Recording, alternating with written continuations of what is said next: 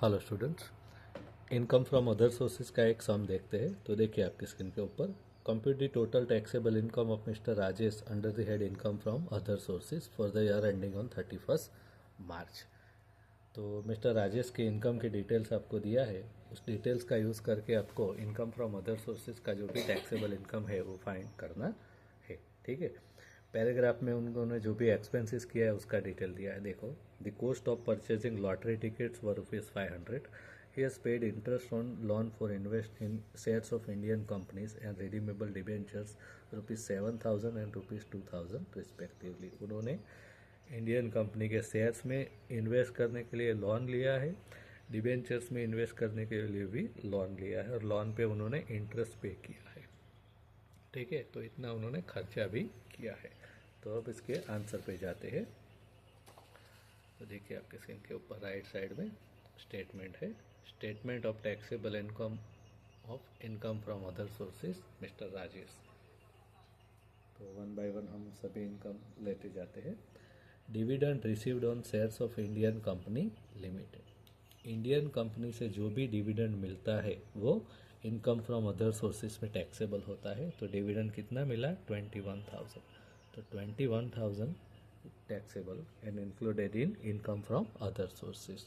Number 2, dividend received on shares of foreign companies 25,000। Foreign company से जो भी dividend मिला है वो भी टैक्सेबल है, तो इनकम फ्रॉम अदर सोर्सेज में ये भी इंक्लूड होगा 25,000।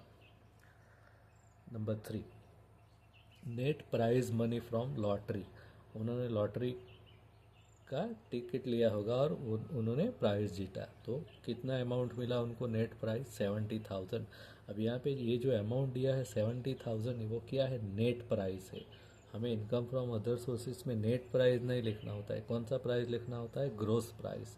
ठीक है, तो यहाँ पर नेट प्राइस मनी दिया है, नेट प्राइस मनी से हमें कौन सा इनकम फाइंड करना होगा? Gross price money. तो उसका ग्रोसिंग अप करना पड़ेगा।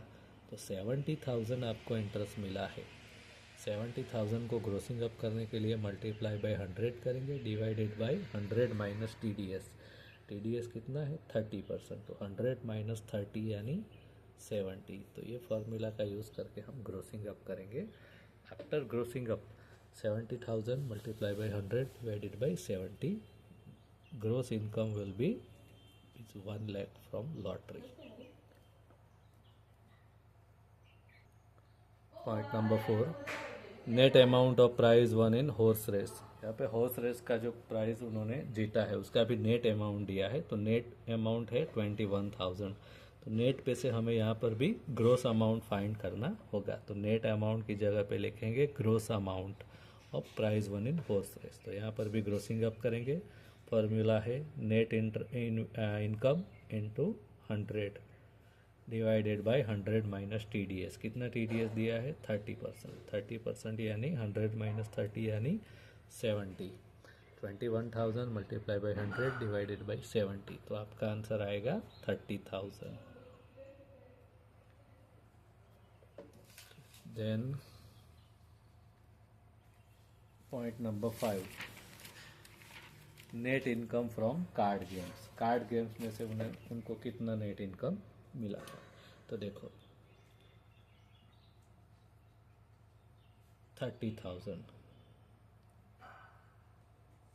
तो यहाँ पर भी हम ग्रोसिंग अप करेंगे और नेट इनकम पे जगह पे क्या फाइंड करेंगे? Gross income. Gross income from card games.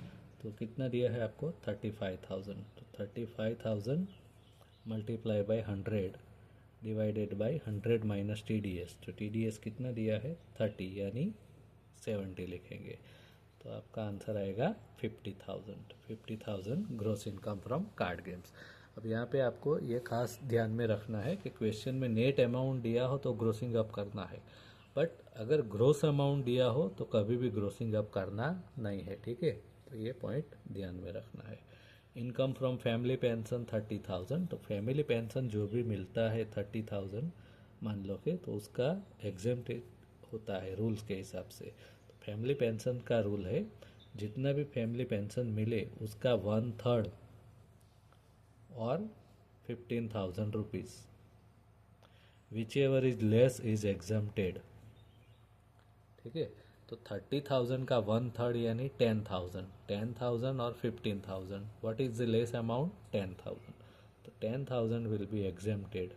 Out of 30,000, 10,000 is exempted, so 20,000 is taxable and included in income from other sources. Point number 7, interest received on 6% debentures, redeemable debentures, 9,000. यहाँ पे interest का amount दे दिया है 9,000. तो 9,000 जो है वो interest मिला है, TDS का रेट दिया है और TDS दिया है, तो हम यहाँ पे क्या करेंगे? ग्रोसिंग अप करेंगे. तो 9,000 मल्टीप्लाई बाय 100 डिवाइडेड बाय 90, क्योंकि 100 में से 10 माइनस होगा 90, तो आपका ग्रोस अमाउंट कितना आएगा? 10,000 आएगा. Interest from bank fixed deposit 18,000, this is taxable and included in income from other sources. Interest from post office savings deposit 3,000, post office savings से 3,000 रुपीज़ डिपॉजिट मिला है. अब ये जो 3,000 रुपीज़ डिपॉजिट मिला है, इंटरेस्ट मिला है, ये फुल्ली टैक्स फ्री हो जाएगा, यानी टैक्सेबल 0, कुछ भी टैक्सेबल होगा नहीं. क्यों? इसका रूल है. जैसे हम सब जानते हैं कि पोस्ट ऑफिस में अगर सिंगल नेम से अकाउंट हो तो 3,500 रुपीज़ टैक्स फ्री होता है, और मल्टीपल नेम से अकाउंट होता है तो 7,000 रुपीज़ टैक्स फ्री होता है. तो यहाँ पर 3,000 आपको इंटरेस्ट मिला है. अब चाहे सिंगल नेम से अकाउंट हो या मल्टीपल नेम से अकाउंट हो, 3,000 तो टैक्स फ्री हो गया, क्योंकि सिंगल नाम से भी 3,500 टैक्स फ्री होता है. तो यहाँ पे 3,000 जो मिला है वो टैक्स फ्री है. ठीक है. Remuneration earned on translation of a Gujarati novel into English, उन्होंने गुजराती नॉवेल का इंग्लिश में ट्रांसलेशन किया, उनका रेम्यूनरेशन मिला, तो ये जो अमाउंट है वो टैक्सेबल है, तो इसके अंदर इंक्लूड करेंगे 15,000. ठीक है. अब टोटल करते हैं. तो यहाँ पे उनका जो ग्रोस इनकम है वो आएगा 2,89,000. स्पेसिफिक डिडक्शन, उन्होंने जो खर्चा किया उसकी बात करते हैं. The cost of purchasing lottery tickets were ₹500, lottery purchase करने के लिए उन्होंने टिकट्स के लिए खर्चा किया है 500, ये डिडक्ट नहीं होगा, तो इसको हमने लेना नहीं है. He has paid interest on loan for investing in shares of Indian companies and redeemable debentures, ₹7,000 and 2,000. ठीक है. डिबेंचर्स में इन्वेस्ट करने के लिए उन्होंने लोन लिया, 2,000 रुपीज़ इंटरेस्ट पे किया. तो ये 2,000 रुपीज़ जो इंटरेस्ट उन्होंने पे किया वो हम यहाँ पे लिखेंगे, क्योंकि ये माइनस होगा. ठीक है. अब इंडियन कंपनी में इन्वेस्ट करने के लिए उन्होंने लोन लिया, 7,000 रुपीज़ उन्होंने इंटरेस्ट पे किया. अब ये माइनस नहीं होगा, बट इसके साथ में इंडियन कंपनी शेयर्स पे उनको जो भी डिविडेंड मिला हो वो डिविडेंड का 20% लेस होगा. देखो यहाँ पे लिखा है up to 20% of dividend of income. ठीक है. तो उनको डिविडेंड कितना मिला, तो देखो डिविडेंड खाली पहले पॉइंट में है 21,000. इंडियन कंपनी का है, फॉरेन कंपनी का लेना नहीं है. सेकंड पॉइंट में फॉरेन का भी है, बट वो हमें लेना नहीं है. इंडियन कंपनी से 21,000 डिविडेंड मिला, तो 21,000 का 20% जो है वो यहाँ पे डिडक्शन होगा, यानी 4,200. तो डिडक्शन की दो एंट्री हो गई, 4,200, 2,000, यानी 6,200 टोटल डिडक्शन वैल्यू हो गया. अब माइनस करेंगे तो यहाँ पे आपका जो आंसर आए वो है 2,82,800. This is taxable income from other sources of mister Rajesh. ये सब यहाँ पर कंप्लीट होता है.